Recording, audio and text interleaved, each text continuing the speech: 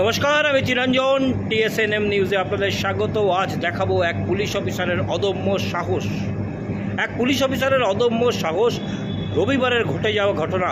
কিন্তু সেই police officer নিজের জীবনের ঝুঁকি নিয়ে দুষ্কৃতীদের সঙ্গে গুলির লড়াই করলো এবং ঘায়েল করলো এক দুষ্কৃতীকে, এবং যার ফলেই কিন্তু দুষ্কৃতীদের পালিয়ে যেতে অনেকটা সময় লেগে গেল এবং অবশেষে কিন্তু একজন ধরাও পড়লো, বাকিদেরও খোঁজ চলছে। কিন্তু শিল্পাঞ্চলবাসী সেই পুলিশ অফিসারকে কুর্নিশ জানাচ্ছে, যিনি একটি গাছের আড়াল থেকে 7-8 জন দুষ্কৃতী যারা গুলি চালাচ্ছিল, যাদের হাতে অত্যাধুনিক আগ্নেয়াস্ত্র ছিল, তার সঙ্গে লড়াই করে কিন্তু সাধারণ মানুষের জীবন হানি থেকে রক্ষা করলেন এবং যাতে এলাকায় একটা ব্যাপক অবস্থা সৃষ্টি না হয় সেটাও কিন্তু তিনি আটকে দিতে পারলেন। দেখুন সম্পূর্ণ খবর, কমেন্টস করতে পারেন আমাদের ইনবক্সে। পুলিশ চাইলে কি না করতে পারে। আসানসোলের গুলিকাণ্ডে জামুরিয়া থানার শ্রীপুর আইসির বড়বাবু মেঘনাথ মণ্ডলের কর্মকাণ্ড এমনটাই প্রমাণ করল। 7-8 জন দুষ্কৃতীর বিরুদ্ধে গুলির লড়াইয়ের মধ্যে একাই লড়ে গেলেন তিনি জীবনের ঝুঁকি নিয়ে। এবং এই যে শ্রীপুরের আইসি আসছে, এ দেখে ফেলেছে হয়তো। এবার দেখো এখান থেকে সেটা পাবলিকের লাগেনি, কি ভাবছি সেটা ফায়ারিং করলো। এটা টোটো বেরোচ্ছে এখান থেকে। এই যে কোমরে যে হাত দিয়েছে না, বুঝতে পেরে গেছে যে পড়ে গেছে।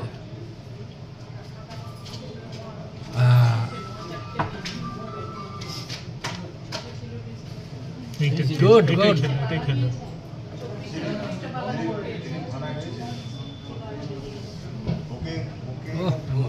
সবাই মিলে ফায়ার করছে স্যার, লেগেই যেতে পারতো মেঘনাথের। সব এক ধারের থেকে এসে ফায়ার করছে, পুরো ওইটুকু গার্ড করে।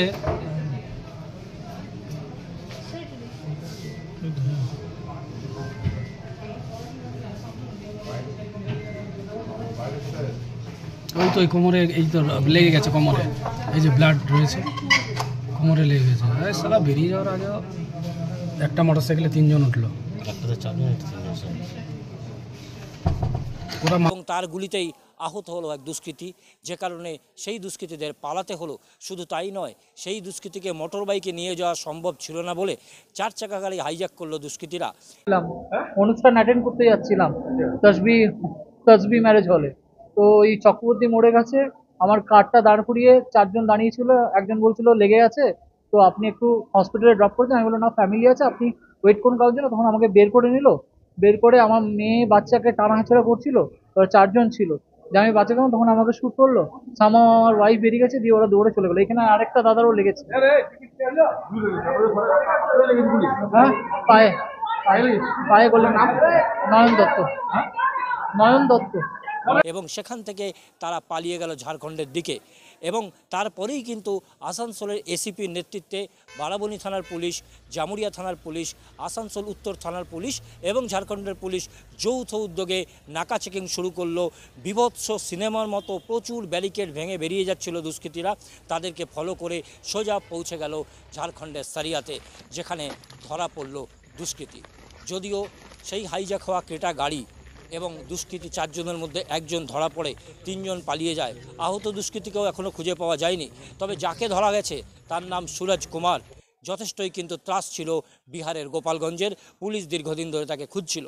पूरा मामला है कैसे हमें सूचना मिली थी पुलिस अधीक्षक महोदय गिरिडीह के माध्यम से कि रानीगंज वेस्ट बंगाल में एक बहुत बड़ा लूट की घटना हुई है, जिसमें एक अपराधी को भी गोली लगा है और एक पुलिसकर्मी को भी गोली लगा है।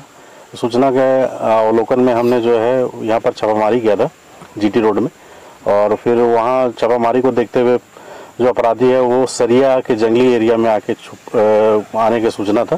फिर हमने यहाँ पर छापामारी करके एक अपराधी और उनके साथ जो कार था और कुछ गहने हैं वो रिकवर किया है, और बाकी जो अपराधी है उनको हम लोग सघन जो है वो छापामारी कर रहे हैं। और अभी जो है हजारीबाग से डॉग स्क्वाड आके वो भी छापामारी में हम लोग का हेल्प कर रहा था। अभी और अदर एंगल्स पे भी हम लोग देख रहे हैं कि वो जो क्रिमिनल्स बचे हुए हैं वो कहाँ जा सकते हैं। और जैसे हुई थी सर, और क्या कार्रवाई हुई है, क्या अपराधी को पकड़ने में क्या सब अपराधी हम लोग यहाँ एक गाड़ी और एक अपराधी अभी पकड़ा है, हम लोग देख रहे हैं, इन्वेस्टिगेशन चल रहा है, क्या निकलता है देखते हैं। कहाँ पे घटना हुई थी सर? ये लोग घटना हुई थी हम लोग आसनसोल पे। आसनसोल में क्या लूट हुई है सर? कितने की लगभग लूट हुई होगी सर? अभी तक वो एग्जैक्ट फिगर नहीं है, वो दिख रहा है। कंप्लेंट क्या हुआ है वहाँ देख के पता चलेगा। वहाँ भी कोई घायल हुआ है क्या सर? वहाँ घायल हुआ है, जिसका गाड़ी लिया है शायद वो घायल हुआ है। हम लोग तो ये खबर लेके उसका पीछे चलाया था, हम लोग जाके देखेंगे क्या हो रहा है। কিন্তু আসানসোলের শিল্পাঞ্চলের মানুষের একটাই কথা, মেঘনাথ মণ্ডলের গুলি যদি সেই দুষ্কৃতীকে আহত না করতো তাহলে হয়তো এইভাবে তারা পালাতে পারতো না, তারা হয়তো অন্য কোনোভাবে আরও তাড়াতাড়ি পালিয়ে যেত, ধরা পড়তো না। আহত হওয়ার কারণেই কিন্তু 4 চাকা গাড়ির দরকার হয়ে পড়ে এবং সেই গাড়ি হাইজ্যাক করে, যে কারণে কিন্তু চারিদিক থেকে ঘিরে ফেলার ফলে তারা আর পুলিশের চোখে ধুলো দিতে পারেনি। তবে একজন ধরা পড়েছে। এখন আশা করা হচ্ছে যে ওই আহত দুষ্কৃতী সহ বাকিরা আশেপাশেই আছে, যেহেতু আহত দুষ্কৃতীর অবস্থা খুবই সঙ্গীন।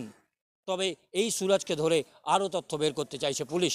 এখন দেখার কতক্ষণে তারা সমস্ত গ্যাংটাকে গ্রেপ্তার করতে পারে। আপনার এলাকার খবর দেখতে চোখ রাখুন TSNM নিউজে। ফলো করুন ইউটিউব, ফলো করুন ফেসবুক এবং আমাদের tsnmnews.com পেজে।